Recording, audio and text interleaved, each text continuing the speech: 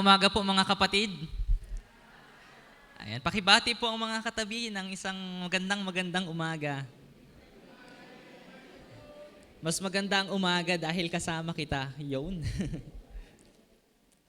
So nagpapatuloy po tayo sa ating serye at ang ating serye po ay hango sa mga kwento sa aklat ng Genesis or Genesis, sabi nila. Yung ating teksto po na pagbubulayan ngayon ay mababasa natin sa Genesis 12 verse 10 and I want you to open your Bible with me. Sabay-sabay po nating basahin ang ating tekstong pagbubulayan sa umagang ito. Genesis 12 verse 10 onwards.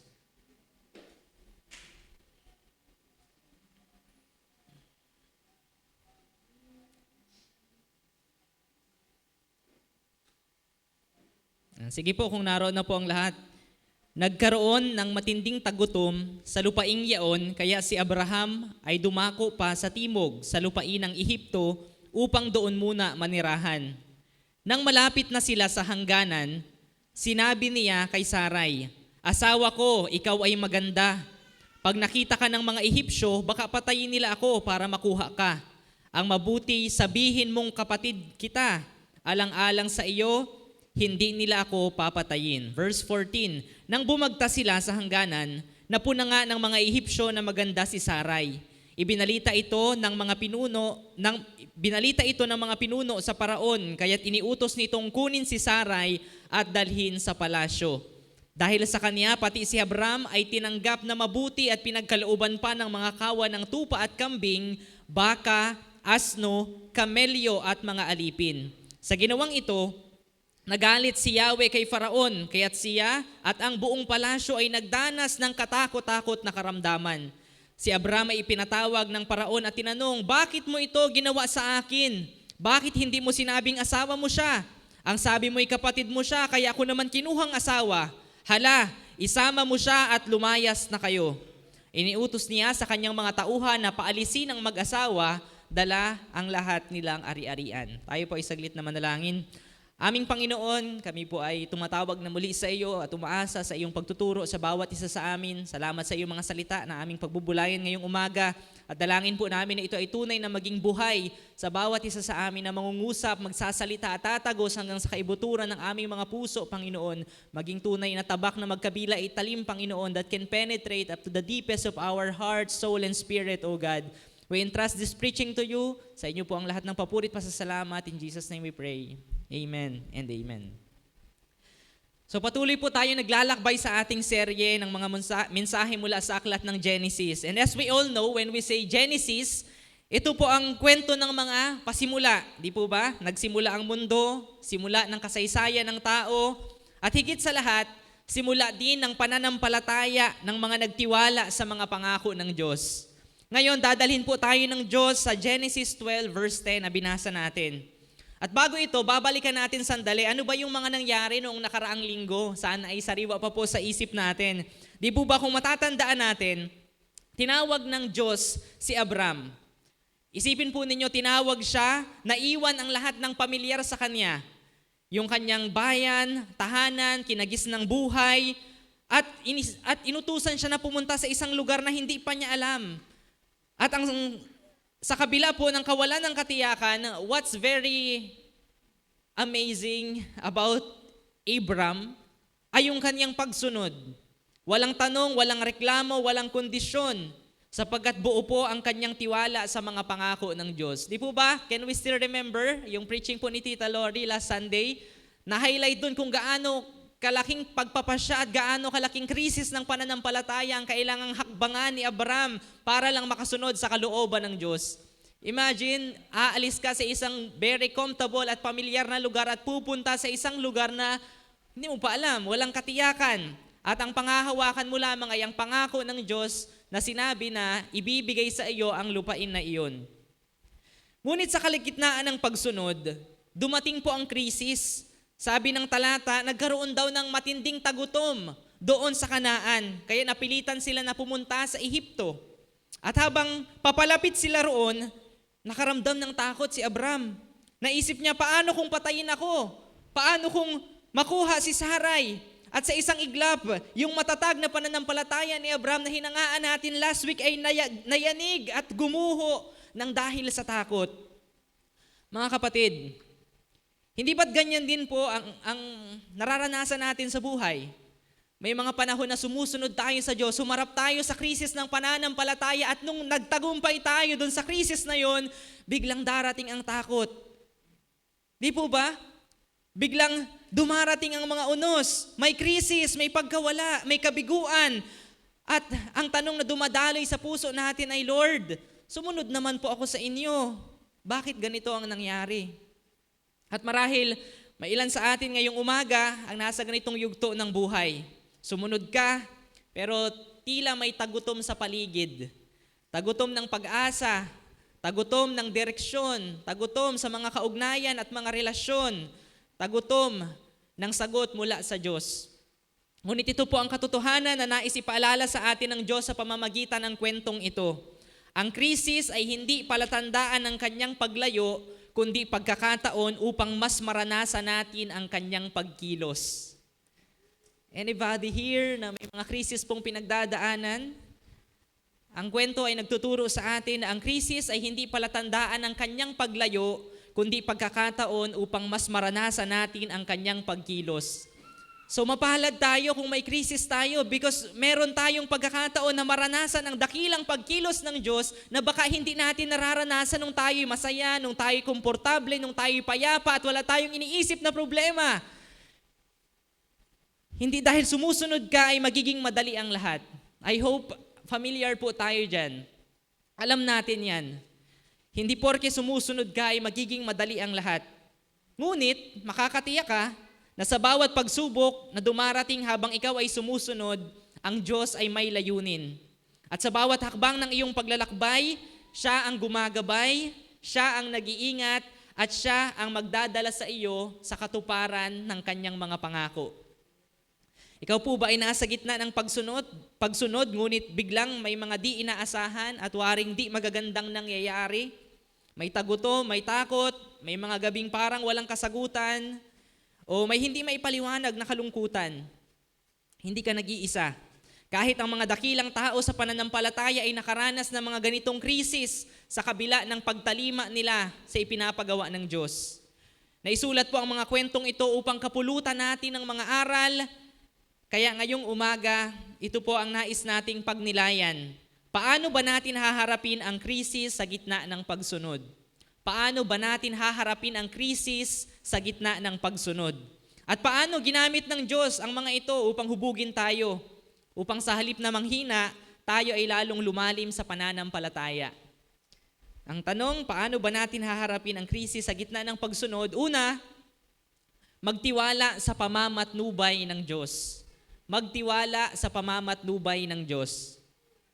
Mga kapatid, kung iisipin po natin, mahirap sumunod sa Diyos kung hindi mo pa alam kung saan kanya dadalhin. Tama po ba? Diba? Mahirap sumunod. Gusto kasi natin, malinaw na yung plano.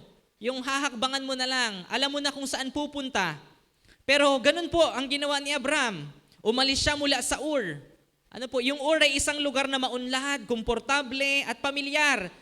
Dahil sinabi ng Diyos na umalis ka at pumunta ka sa bayang ituturo ko sa iyo, sumunod siya. Kahit okay naman na sana siya doon. Paano nakarating doon si Abraham? Sa pamamagitan po ng pamamatnubay ng Diyos. Wala nang ibang pamamaraan. Kasi hindi niya nga alam kung saan pupunta. Ang sabi lang ng Diyos, pumunta ka sa lugar na ituturo ko sa iyo. Kaya kung hindi siya sumunod sa pamamatnubay ng Diyos, hindi siya makakarating doon. Sabi po sa verse 7, napakita kay Abraham si Yahweh. Sinabi sa kanya, ito ang bayang ibibigay ko sa iyong lahi.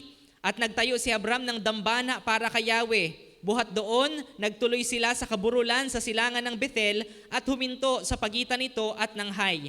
Nagtayo rin siya roon ng dambana at sumamba kay Yahweh.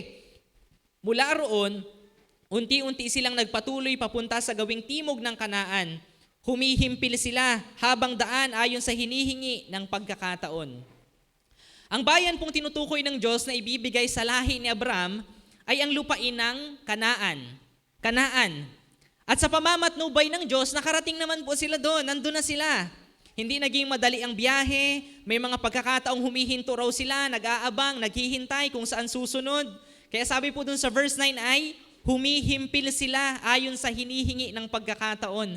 Parang medyo malalim yung humihimpil. Ano po ba ang ibig sabihin ng humihimpil? Parang pumipreno ng konti at nag-iintay na mga sumusunod na mangyayari bago umaksyon. And then pagkatapos ng mahabang journey nila, nandun na sila sa Kanaan. Okay, this is the promised land at last. Nakarating na tayo. Pero, nung nandun na sila, ano po ang nangyari? Biglang nagkaroon ng tagutom. Lord, akala ko ba this is your promised land? Ang haba ng nilakbay ko para makapunta dito, tapos pagdating dito, biglang may tagutom. Sumunod naman ako, pero biglang may tagutom. Pinatnubayan po ng Diyos si Abram. At sa oras na tayo sumusunod sa ipinapagawa ng Diyos, makakaasa tayo na papatnubayan niya tayo gaya ng ipinangako niya. At di ba ganun din po ang nangyayari sa atin minsan mga kapatid? May mga panahon na hindi natin alam kung saan tayo tutungo. Minsan parang naglalakad lang tayo sa dilim. Pero kapag alam po natin na si Lord ang nag-utos, kahit hindi klaro ang direksyon, malinaw naman ang kanyang presensya. Ngunit nung naroon na sa pangako, nakatapos na ang pagsunod, bakit biglang may krisis? Hindi po ba kung ikaw si Abraham, magtataka ka? May krisis. Hindi inaasahang pangyayari na dumating ang matinding tagutom sa Kanaan. Kinailangan umalis ni Abraham kasama ang buo niyang pamilya at mga alagang hayop doon sa lugar na ang sabi ng Diyos ay ibibigay sa kanya. Kaya sabi sa Genesis 12:10, nagkaroon ng matinding tagutom sa lupaing yaon, kaya si Abraham ay dumako pa sa timog sa lupain ng Ehipto upang doon muna manirahan. Sabi po sa ESV, now there was a famine in the land, so Abraham went down to Egypt to sojourn there, for the famine was severe in the land. So hindi lang basta tagutom, kundi matinding tagutom. Isipin mo yon, ang lupang ipinangako ng Diyos, tinamaan ng tagutom. Parang hindi nagtatama sa isip po natin. Ano? Kung ikaw si Abraham, baka mapapatanong ka na, Lord, ito na ba yung pangako mo? Ito na ba yung lupang ipinangako mo? Bakit parang disyerto? Parang hindi naman. Parang ang layo dun sa expectations ko. Kung mananatili po sila doon, maaaring magkamatay silang lahat, maging ang kanilang mga alagang hayop. At sa panahon po ng krisis, maaaring buhay ang nakataya, kaya dapat umasa tayo sa pamamatnubay ng Diyos. Sa panahon ng krisis, alam po natin na ang nakataya ay malaki. Buhay, kinabukasan. Kaya kung sa sarili tayo aasa, prone tayo na magkamali. Kaya sa oras po na humaharap tayo sa krisis, ang pinakamatalinong gawin ay umasa sa pamamatnubay ng Diyos. Hindi dapat tayo magpasya ng bara-bara. Kailangan tiyak tayo sa ating mga hakbang. Dahil may mga napakahalagang mga bagay po ang hindi na natin maibabalik pa kapag tayo ay nagkamali. Naniniwala po akong kalooban ng Diyos ang pag-alis ni na Abram sa Kanaan. Hindi tulad ng pag-alis ni na Elimelech sa bayan ng Diyos nang magkaroon ng matinding tagutom. Bakit?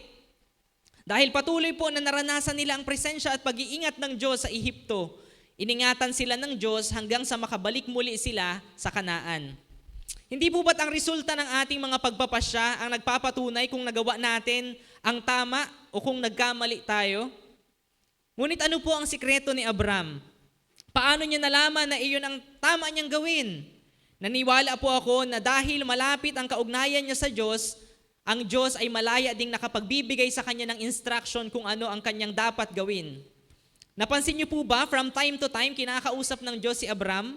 Sabi po doon sa Chapter 12, verse 1, inutusan ng Diyos si Abram na lisanin ang kanyang bayan. At naulit-ulit sa verse 7, nang ituro ng Diyos sa kanya ang Kanaan na sinabi ng Diyos na ibibigay niya sa kanyang lahi. At marami pang pagkakataon, kinausap po ng Diyos si Abram. At sa oras ng krisis, patuloy na pinapatnubayan ng Diyos si Abram. Every step of the way. Kaya if you're someone na humaharap sa krisis dahil sa pagsunod, makakaasa po tayo na bawat hakbang ay sasamahan tayo ng Diyos. Bawat hakbang ay nariyan ang gabay at presensya ng Diyos. Ang Diyos po ay hindi nagkukulang na patnubayan ang kanyang mga lingkod lalo na sa panahon ng krisis. Makakaasa tayo palagi sa kanyang pamamatnubay. Ang kailangan lang po natin gawin ay magtiwala. Sabi po sa Awit 32 verse 8, ang sabi ni Yahweh, aking ituturo ang iyong daraanan. Ako ang sa iyo'y magbibigay payo, kita'y tuturuan. Sa ESV, I will instruct you and teach you in the way you should go. I will counsel you with my eye upon you. Ang pangako po ng Diyos ng pamamatnubay ay tiyak. Sabi sa binasa nating talata, I will instruct you and teach you, I will counsel you. Kaya pag dumarating po ang krisis, huwag tayong magpanik. Pwede po bang pakisabi sa katabi, huwag kang padalos-dalos. Bagaman yun po ang immediate na response natin kapag nagkakaroon po ng krisis, parang yun agad ang ating tugon, lalo na kung ikaw mahina ang loob, parang nagkaroon lang ng problema, nanginginig ka na, di mo na alam kung saan matakbo, yung tiyan mo ay parang naghalo-halo na, di mo alam kung ano ang gagawin. That's what's normal, ganun ang marami sa atin. Inuunahan po natin si Lord na parang mas marunong tayo sa Kanya.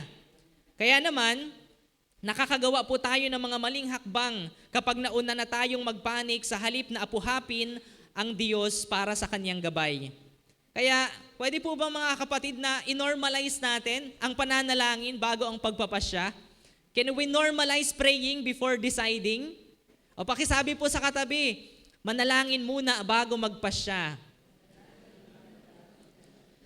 Kaya sa susunod po na tayo ay maiipit sa paggawa ng isang desisyon, let's remind ourselves, teka lang, kalma ka muna. Pray muna tayo, tanungin muna natin kung ano ang gusto ng Diyos. Hindi yung, anong agawin ko? Parang, manalangin muna bago magpasya. Hindi po ba't ang pangako ng Diyos na gagabayan niya tayo, lalo na sa mahihirap na sitwasyon ng ating buhay, ay sapat para kumalma tayo at magtiwala kung paano niya tayo gagabayan. Sabi po sa Biblia, aking ipaaalam sa iyo at ituturo sa iyo ang daan na iyong lalakaran. Papayuhan kita na ang aking mga mata ay nakatitig sa iyo.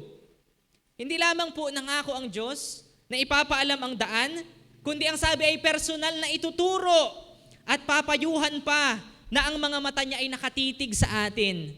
Can you imagine that? Sino po dito ang napadpad na sa ibang lugar na first time mong makapunta doon, na hindi mo alam ang mga daan?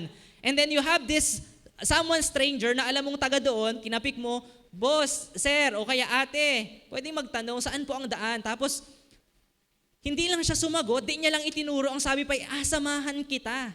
Sumama pa sa iyo hanggang sa makarating ka doon at nung naghiwalay na kayo, talagang hindi inalis yung mata sa iyo, titig na titig, para masigurado na makakarating ka doon sa hinahanap mo.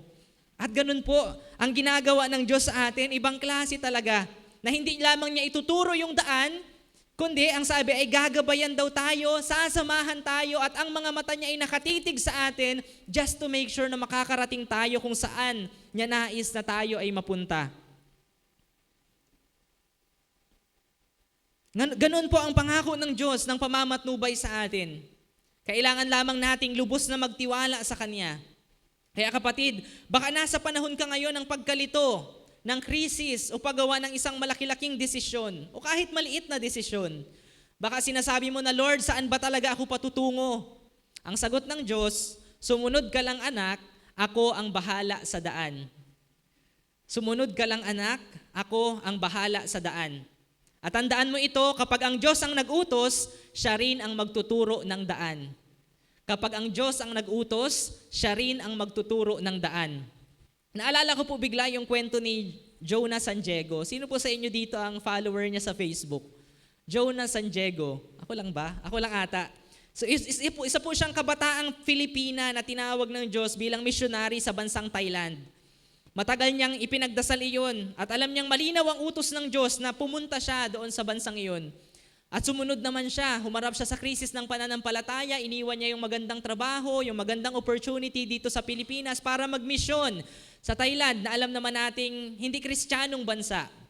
Nung nandun na po siya, maraming krisis siyang kinaharap. Naging masakitin siya, tapos kinukulang siya kadalasan sa pinansyal na pangangailangan. Kaya isang gabi, umiiyak siya kay Lord at sinabi niyang, Lord, sigurado po akong tinawag ninyo ako rito. Pero bakit parang napakahirap? Bakit parang tahimik kayo? Yun ang sabi niya. At sa gitna po ng kanyang paghihirap isang gabi, habang siya ay nag-iisa sa isang maliit na silid, naramdaman niya ang tinig ng Diyos sa kanyang puso. Sabi, anak, hindi mo kailangang maramdaman na madali. Kailangan mo lang maramdaman na ako'y kasama mo. Hindi mo kailangang maramdaman na madali. Ang kailangan mo lang maramdaman ay kasama mo ako. At mula noon, kahit hindi naging madali ang buhay niya sa misyon, naging matatag siya sa pananalig. At alam niyo po ba, ngayon ay daan-daang kabataang Thai ang nakakilala sa Panginoon dahil sa kanyang pagsunod kahit sa kabila ng krisis. Kaya mga kapatid, gaya po ni Abraham at gaya ni Jonah, ang pagsunod ay hindi palaging madali. Kadalasan ay mahirap. May tagutom, may takot, may mga gabing parang walang kasagutan. Ngunit tandaan natin ito, ang krisis po ay hindi palatandaan ng paglayo ng Diyos, kundi pagkakataon upang mas maranasan natin ang kanyang pagkilos.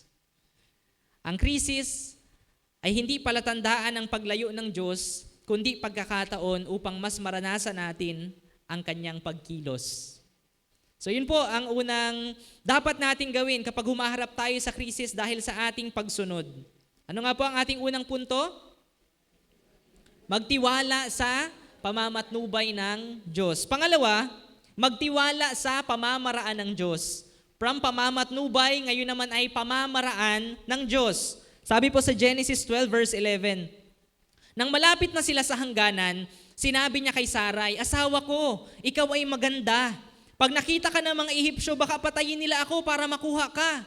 Ang mabuti sabihin mong magkapatid tayo. Alang-alang sa iyo, hindi nila ako papatayin. Sinabi ko kanina, nakalooban naman ng Diyos na umalis sina Abram sa Kanaan. Di po ba? Dahil nga kapag nagstay sila doon, alam ng Diyos na sila ay mamamatay kasama ang kanilang mga kawan. Para makasurvive sa matinding tagutom, dinala sila ng Diyos sa Ehipto. At doon, tiyak na sila ay maliligtas kasama ang kanyang buong sambahayan at ang mga alagang hayop. Pero nung nasa hangganan na sila ng Kanaan, kumbaga boundary na, kumbaga sa Balete at sa Lucio Laurel, andyan na sa may gasolinahan, biglang nakaramdam ng takot. Itong si Abraham, bigla siyang nanginig ang paa, ang tuhod. At ito ay tila kakaibang eksena. Ano po? And I am very amazed na isinama ito sa Biblia kasi pwede naman pong hindi. Pwede namang yung magagandang katangian na lang ni Abraham ang ipakita sa atin. Pero ipinapakita ng Biblia na siya ay tao din lamang just like you and me. Na kahit gaano pa katatag ang kanyang pananampalataya, nagkakaroon ng pagkakataon na siya ay natatakot at nangangamba. And that's exactly what happened. Bigla siyang binalot ng takot. Naisip niya, paano kung mapansin nila ang ganda ni Sarai? Paano kung patayin nila ako at kunin siya? Sino po ditong natakot na dahil sobrang ganda ng asawa? Meron ba? O takot lang sa asawa? Okay, pero ganun ang takot ni Abraham. Alam niyang napakaganda ng kanyang asawa. Hindi natin alam kung gaano kaganda itong si Sarai para yung asawa niya ay matreten, matakot dahil pag nakita ito ng mga Ehipto, baka ako'y patayin para maagaw sa akin. Kaya gumawa siya ng sarili niyang diskarte. Sabi po sa verse 13, ang mabuti sabihin mong magkapatid tayo. Aba, ang ganda ng naisip ni Abraham. Hindi sila magpapakilalang mag-asawa, kundi magkapatid.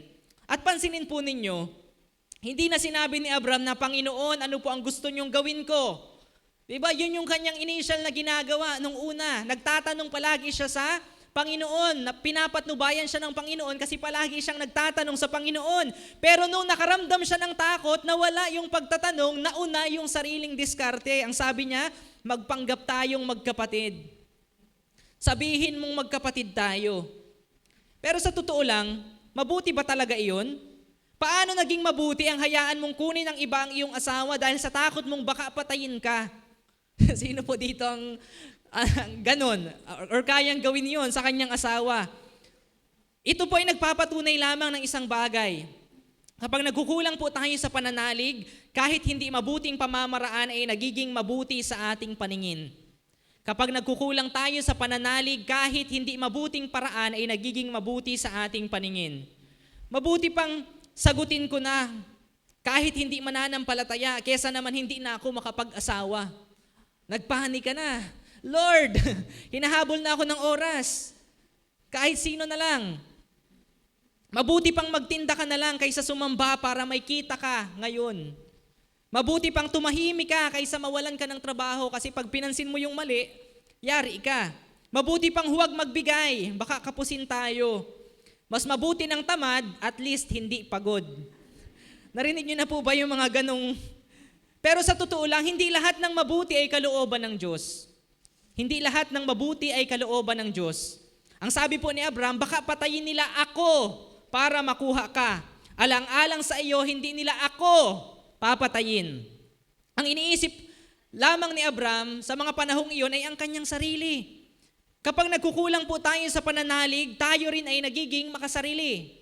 Ano nga po yung sabi kanina, kapag nagkukulang tayo sa pananalig, kahit yung mga bagay na hindi mabuti ay nagiging mabuti sa ating paningin. Pangalawa, kapag nagkukulang tayo sa pananalig, tayo ay nagiging makasarili. That's the human nature na kapag nasa gitna ka ng isang matinding krisis, ang instinct ay, I will save myself first. Di po ba? Kaya nga dun sa mga lugar na sobrang tagutom, kahit yung mga anak ay pinapabayaan ng mga magulang at inuuna yung kanilang mga sarili, hindi po natin nararanasan yun, pero there are areas in the world na dahil sa sobrang gutom, wala nang pakialam kahit sa minamahal na anak, uunahin ang sarili. At yun po ang normal at natural sa ating makasalanang mga tao. Hindi na po inisip ni Abraham ang panganib kay Sarai. At ganoon din tayo minsan, di po ba? Kapag takot po tayo or takot ang namamayani sa atin, ang ating mga desisyon ay umiikot na lamang sa salitang ako.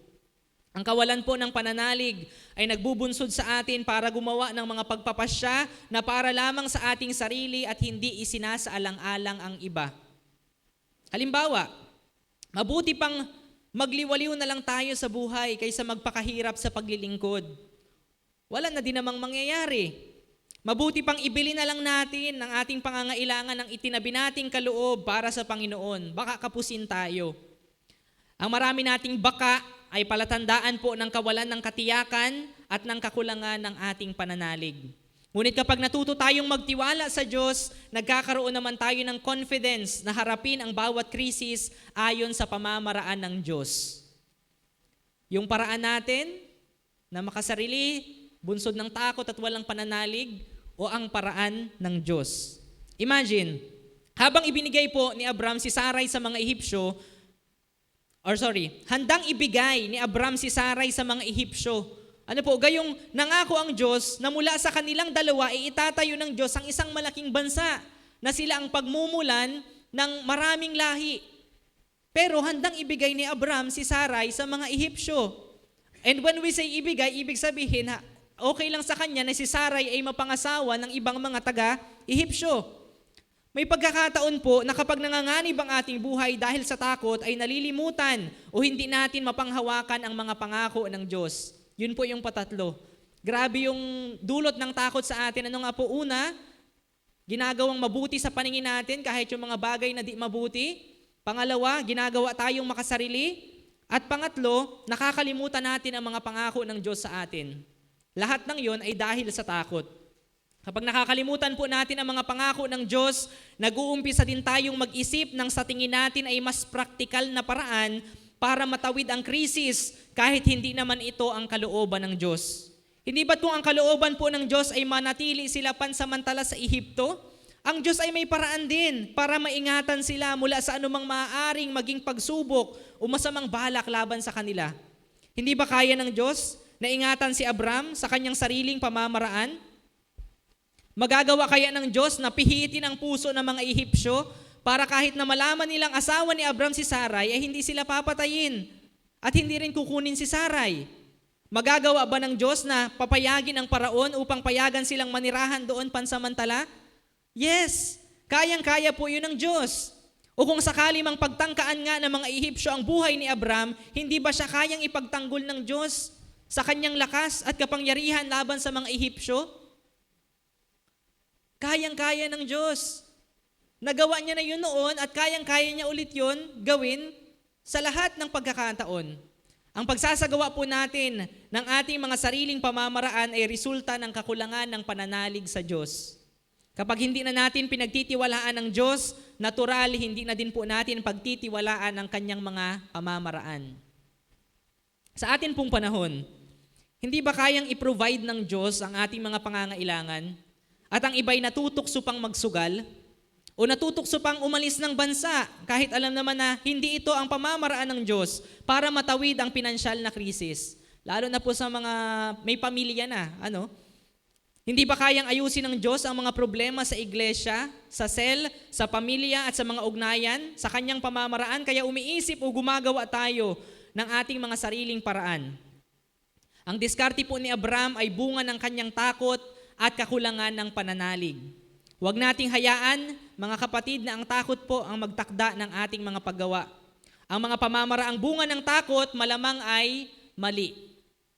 Ang mga pamamaraan po na bunsod ng takot malamang ay mali. Ang mga pamamaraang bunga ng takot kadalasan ay mga pamamaraang hindi maka-Diyos. Sa halip po na i-drive tayo ng takot, hayaan natin ang pananalig sa Diyos ang mag-drive sa atin para makaisip at makagawa ng mga maka-Diyos na mga pamamaraan. Sabihin po natin sa katabi, live by faith, not by fear. Kasi na-paralyze po tayo ng takot. Ano ang takot? Ay kalaban ng pananampalataya. Ang takot ay kapatid ng pagdududa. Ang takot ay kawalan ng pananampalataya. Again, normal po ang matakot. Normal sa ating mga tao. Pero kapag hinayaan natin ito na kontrolin tayo, talagang mamamali po tayo sa ating mga pasya at sa ating mga hakbang. Halimbawa, natatakot kang usigin, kaya ang solusyon mo na lamang ay umayon kahit mali. Ngunit kung pinangahawakan mo ang mga pangako ng Diyos, titindigan mo ang mga Diyos na prinsipyo kahit usigin ka pa. Natatakot ka na baka magkulang kayo sa inyong mga pangangailangan, kaya pinapatos mo ang mga hanap buhay kahit aliwas sa kalooban ng Diyos. Nasisira po ang ating diskarte kapag isinasantabi natin ang pamamaraan ng Diyos para bigyang daan ang sarili nating pamamaraan sa pagharap sa krisis. Ang atin pong mga pamamaraan sa paglutas ng krisis ay dapat bunga ng pananalig at hindi ng takot. Minsan po hindi natin maintindihan ang mga pamamaraan ng Diyos. Di ba pwede naman ganito, Lord, bakit ganito pa? Feeling natin minsan mas marunong pa tayo sa ating Panginoon. Pero sa gitna po ng krisis, sa gitna ng pagkalito, kailangan lamang nating manampalataya, magtiwala para tayo ay tunay na makasunod. Naalala ko po bigla yung kwento naman ni Charles Spurgeon. Sino naman po ang nakakakilala kay Charles Spurgeon? Ayun, meron. So isa po siyang pastor, isang Kristiyano, isang manunulat. At meron po siyang isang kwento. Isang gabi, ginising daw siya ng Panginoon. Antok na antok siya. At pagkagising niya, sinabi sa kanya ng Panginoon na pumunta ka sa kapilya or sa chapel. Sabi niya, Lord, anong agawin ko doon? Gabing-gabi na. Hating gabi. Anong gagawin ko doon? Wala naman dong tao. And then sabi ng Panginoon, basta pumunta ka doon. Sumunod naman siya kahit hindi niya alam. Litong-lito siya. At walang sense dahil gabi. Pumunta siya. Pagpunta niya doon, nakalak yung pinto. Sabi niya, Lord, nakalak yung pinto. Ang nandun lang sa loob ay mga upuan. Pero sabi ng Diyos, buksan mo, pumasok ka. Sinumunod naman po si Charles Spurgeon. Pagdating niya doon sa loob, pumunta ka sa unahan at mag-preach ka. Lord, bakit? Bakit ako mag-preach? Hating gabi, walang tao. Ako lang mag-isa, ang tahitahimik. Sige, sumunod siya, nag-preach siya. At pagkatapos niya mag-preach, binasa niya yung aklat ng Isaiah tungkol sa ginawa ng Panginoon. Dahil sa kanyang sugat, tayo ay gumaling. And then nung natapos siya, sabi niya, okay na Lord, uwi na ako. Tapos sabi ng Lord, hindi, mag-altar call ka. Altar call? Ay walang tao. Sino ang basta gawin mo. Sinunod naman ni Charles Spurgeon, sabi niya, sige, kung sino man ang nanais magbigay ng buhay sa Panginoong, walang tao sa Panginoong Jesus, maaari kang magtaas ng kamay at pumunta dito sa una. At maya-maya, may 2 kamay na tumaas na nakatago doon sa likod ng mga bangko. At ang kwento nila, sila daw ay mga magnanakaw na pumasok at dumaan sa bintana dahil hinahabol sila nung pinagnakawan nila at bigla-bigla daw pumasok sa pinto si Charles Spurgeon ng aral at naunawaan nila ang mabuting balita at sila ay sumampalataya. Kaya ganun po ang pamamaraan ng Diyos. Kailangan nating sumunod kahit sa gitna ng pagtatanong, pagdududa, may krisis ng pananampalataya. At kung tayo ay makakasunod, makapagbibigay nga tayo ng tunay na kapurihan sa ating Panginoon. So paano po natin haharapin ang krisis sa gitna ng pagsunod? Una, magtiwala sa pamamatnubay ng Diyos. Pangalawa, magtiwala sa pamamaraan ng Diyos. At pangatlo at panghuli, magtiwala sa katapatan ng Diyos. Sabi po sa Genesis 12 verse 14, nang bumagtas sila sa hangganan, napuna nga ng mga Ehipsyo na maganda si Sarai. Ibinalita ito ng mga pinuno sa Paraon, kaya't iniutos nitong kunin si Sarai at dalhin sa palasyo. Dahil sa kanya, pati si Abram ay tinanggap na mabuti at pinagkalooban pa ng mga kawan ng tupa at kambing, baka, asno, kamelyo at mga alipin. Sa ginawang ito, nagalit si Yahweh kay Paraon, kaya't siya at ang buong palasyo ay nagdanas ng katakot-takot na karamdaman. Si Abram ay pinatawag ng Paraon at tinanong, bakit mo ito ginawa sa akin? Bakit hindi mo sinabing asawa mo siya? Ang sabi mo'y kapatid mo siya, kaya ko naman kinuhang asawa. Hala, isama mo siya at lumayas na kayo. Iniutos niya sa kanyang mga tauhan na paalisin ng mag-asawa, dala ang lahat nilang ari-arian. Nakita po natin na sa kabila ng pagkukulang ni Abram, na natiling tapat ang Diyos sa kanyang mga pangako. Nang ipinakuha ng Paraon si Sarai para maging asawa, nagalit si Yahweh sa Paraon, kaya't siya at ang buong palasyo ay pinadalahan ng katakot-takot na karamdaman. Kaya naman, nalaman ng Paraon kung ano ang totoong ugnayan ni Abram at Sarai. Gaano kaya katindi yung sakit na yun na naging sapat para ma-realize ng Paraon na asawa pala ni Abram si Sarai. Tinanong pa kung bakit hindi nagsabi ng totoo sa kanya si Abram. Ang kinakatakutan ni Abram na baka patayin siya kapag sinabi niya ang totoo tungkol sa kanilang mag-asawa ay hindi naman pala mangyayari. Pinangunahan lamang siya ng takot.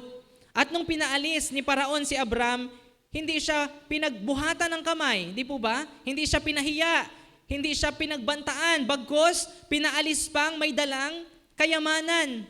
Grabe po yung grace ng Diyos, ano? Pinoprotektahan na sila, pinagbala pa. Kasi di ba po, nung dumating sila, akala magkapatid, dahil natuwa si Paraon, binigyan ng kawan ng mga baka, asno, kambing, kamelyo. At nung sila ay pinaalis, dala nila lahat yon. Kaya grabe yung biyaya ng Panginoon kay Abram. Kahit sa kanyang pagkakamali dahil sa takot, siya ay patuloy na pinrotektahan at pinagpala pa. Ano po kayang naramdaman ni Abram pagkatapos ng pangyayaring iyon? Gaano kaya lumago ang kanyang pagkakakilala at pananalig sa Diyos? Sa katapatang ipinamala sa kanya ng Diyos. Hindi ba't mapagtitiwalaan po natin ang katapatan ng Diyos kahit sa matitinding krisis ng buhay? Ang kanya pong katapatan ay mananatili sa kabila ng ating mga pagkukulang, pangamba, kapalpakan, at takot. Kaya grabe po ang biyaya ng Panginoon sa atin. Kapatid, ilang beses mo na rin bang naranasan yan? Yung sa gitna ng takot mo, sa gitna ng pagdududa mo, pinatunayan pa rin ng Diyos na siya ay tapat. Meron po ba tayong mga ganyang patotoo? Yung alam mo sa sarili mong, ay dapat ang nangyari sa akin ay masama dahil yung mga ginawa ko ay puro kapalpakan, puro maling desisyon, pero at the end of the day, yung biyaya pa rin ng Diyos ang naranasan mo. At hindi po ba yun ay nagbubunsod sa atin ang parang isang malaking sampal na, oo nga ano, ang biyaya ng Diyos ay biyaya. And when we say biyaya, we do not deserve this. Hindi natin siya kayang ma-earn, pero ibinibigay niya ng libre dahil siya ay mabuti at tapat sa kanyang mga pangako. Salamat sa Diyos sa maraming pagkakataon na pinatunayan niya ang kanyang katapatan na kahit sa kabila ng ating mga pagkukulang na yakapin at panghawakang lubos ang kanyang mga pangako, siya ay nananatiling tapat. Alalahanin po natin mga kapatid ang katapatan ng Diyos, lalo na sa tuwing humaharap tayo sa krisis ng buhay. Sabihin naman po natin sa ating katabi, God is faithful. God is a promise keeper.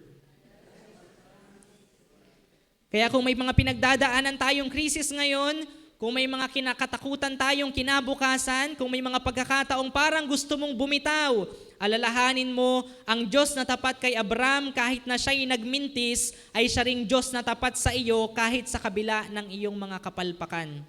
Sa mga krisis po ng buhay na kinabukasan ang nakataya, ang Diyos po ay nananatiling tapat sa kanyang mga pangako. Sana po sa umpisa pa lang ng krisis ay natutunan na ni Abram na magtiwala sa Diyos at magtiwala sa katapatan ng Panginoon. Kaya naman pala siya ipinagtanggol at iningat, kaya naman pala siyang ipagtanggol at ingatan ng Diyos. Sana hindi na lang siya nabuhay sa takot. Nagkaroon patuloy siya ng masamang record sa Bible, ano? Imagine, the father of faith, the father of all nations, ay may ganong record pala siya ng takot. Mga kapatid, kaya naman pala tayong ipagtanggol at ingatan ng Diyos. Kaya naman pala tayong itawid ng Diyos sa anumang krisis. Kung gayon, alisin na po natin ang ating mga pangamba at takot.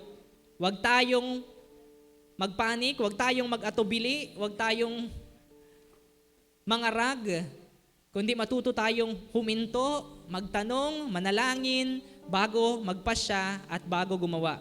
Pinatunayan po ng Diyos kay Abram na totoo ang kanyang mga salita, totoo ang kanyang mga pangako, at sigurado po ako na patutunayan niya rin yon sa bawat isa sa atin. Amen? Gayunman, naunawaan po natin na si Abram sa kanyang takot, dahil ano nga ba naman ang laban nila sa isang malakas at established na bansa tulad ng Ehipto? Gayong iilan lamang sila. Isang angkan laban sa isang makapangyarihang bansa. Ngunit pinatunayan po ng Diyos ang kanyang katapatan sa buhay ni Abram. At naniniwala ako na yung karanasan po na yon ay pinatibay ng Diyos ang pananalig ni Abram. Kaya naman pagdating po sa Genesis 14, nang nabihag si Lot ng 4 na hari na sumalakay sa Sodoma at Gomora, hindi nagatubili si Abram na iligtas si Lot mula sa kamay ng 4 na hari, kahit na sila ay kakaunti lamang at isang maliit lamang na angkan. Isang angkan laban sa 4 na kaharian. Ngunit hindi natakot si Abram dahil pinanday na po ng katapatan ng Diyos ang kanyang pananalig at pinagtagumpay sila ng Diyos sa laban. Kaya panigurado pong bawat isa sa atin ay may mga laban pang kakaharapin banda-banda roon. Hanggat buhay tayo ay hindi tayo malaya sa mga pagsubok at problema ng buhay. Pero kung ang pananampalataya po natin ay pinanday na sa pamamagitan ng mga krisis na ipinahintulot ng Diyos, natitiyak po natin na mahaharap natin ang anumang pagsubok sa hinaharap ng may pananampalataya at pananagumpay, hindi dahil tayo ay magaling, kundi dahil ang pananampalataya natin ay hinubog na ng Panginoon. Hindi ba't ang katapatan po ng Diyos sa nakaraan ay dapat na magdala sa atin ng higit na pananalig sa Diyos kahit sa matitinding krisis ng buhay? Alalahanin po natin ang maraming beses pa na ipinalampas ng Diyos ang kanyang ipinamalas ng Diyos ang kanyang katapatan sa atin upang mawala ang ating mga takot.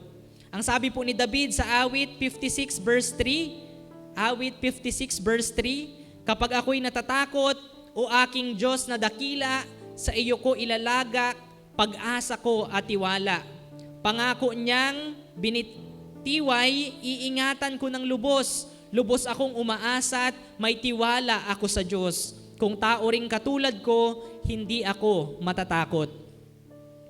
Natural lamang po sa atin ang makadama ng takot, mga kapatid. Ngunit ang mahalaga ay kung paano natin hinahandle ang ating takot. Ano ang gagawin natin kapag dinalaw tayo ng takot o pangamba dahil sa krisis na ating pinagdadaanan? 3 bagay po. Una, alalahanin kung sino ang Diyos. Pangalawa, ilagak sa Kanya ang pag-asa at tiwala. Pangatlo, panghawakan at ingatang lubos ang mga pangako ng Diyos. Alalahanin kung sino ang Diyos, ilagak ang pag-asa at tiwala sa Kanya, panghawakan at ingatang lubos ang Kanyang mga pangako. Kahit gaano po kalalim ang takot mo, mas malalim ang katapatan ng Diyos. Kahit gaano kabigat ang dinadala mo, mas matatag ang Kanyang pangako. At kahit gaano kadilim ang daan, makakarating ka sa Kanyang pangako dahil ihahatid ka niya.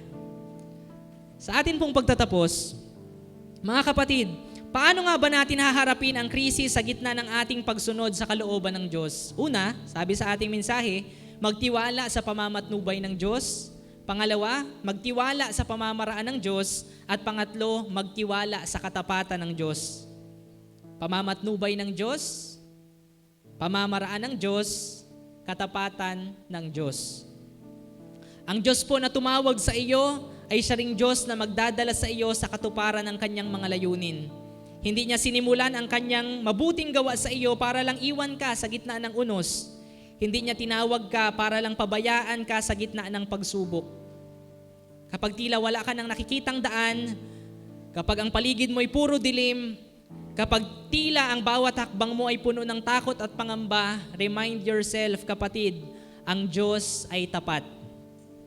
Ang Kanyang kamay ay patuloy na kumikilos kahit hindi mo nakikita.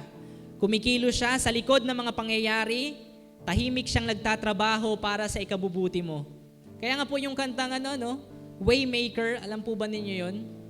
Even when you don't see it, He's working. Even when I don't feel it, you're working. You never stop working. You never stop working. Chorus.